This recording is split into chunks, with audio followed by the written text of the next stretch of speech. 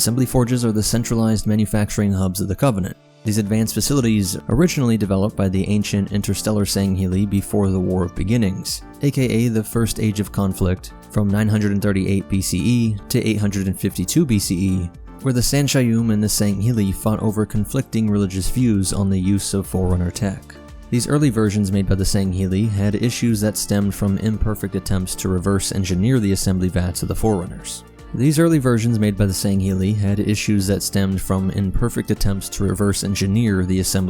Forerunners. But eventually they mastered this, and for 3 millennia, the Covenant Empire relied on these forges, especially the largest and most sophisticated ones located on the capital city station High Charity, and these became crucial in maintaining the dominance of the Covenant Empire.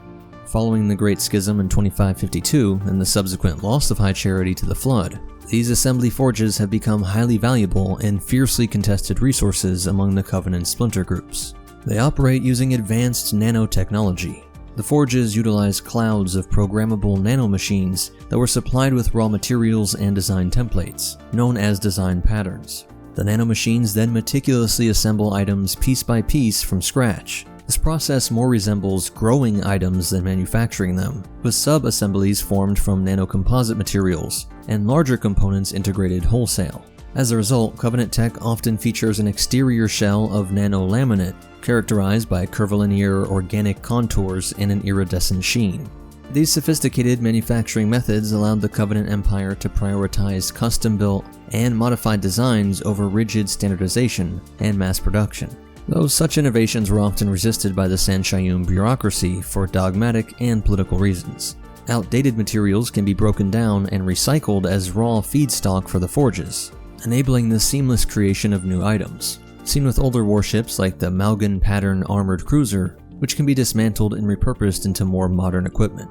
The creation and maintenance of design patterns are handled by artisan engineers, typically Sangheili or Sanshayum, whose work results from millennia of study and reverse engineering Forerunner artifacts by Covenant clergy artificers. Due to their ubiquity, assembly forges manufacture almost all materials in Covenant life, from small-scale weapons, vehicles, and shuttles to massive starships. Even energy swords, while most are manufactured in assembly forges, can have custom designs commissioned for construction by dedicated Sangheili blade masters. And the forges are categorized based on their size and are split into 3 known types. Primary assembly forges are the expansive manufacturing forges and refineries like the one we see in High Charity, and are considered the greatest and most capable within the Empire. This forge in High Charity was said to have been working for thousands of years, non-stop pumping out countless supplies for the Covenant.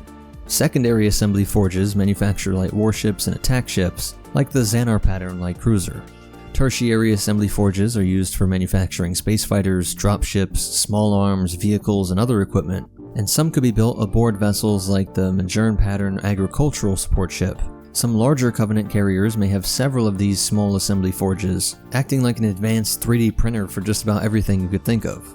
Raw materials go in, and everything from maintenance kits, food packs, and clothing all come out of these tertiary forges. Though because these were reverse-engineered versions of Forerunner tech, sometimes they're unstable and unpredictable. This is known to have happened with the Xanar pattern light cruiser, which resulted from an error that scaled down a Covenant battlecruiser design. And despite this being mutation, it did prove useful enough to enter service as a light warship.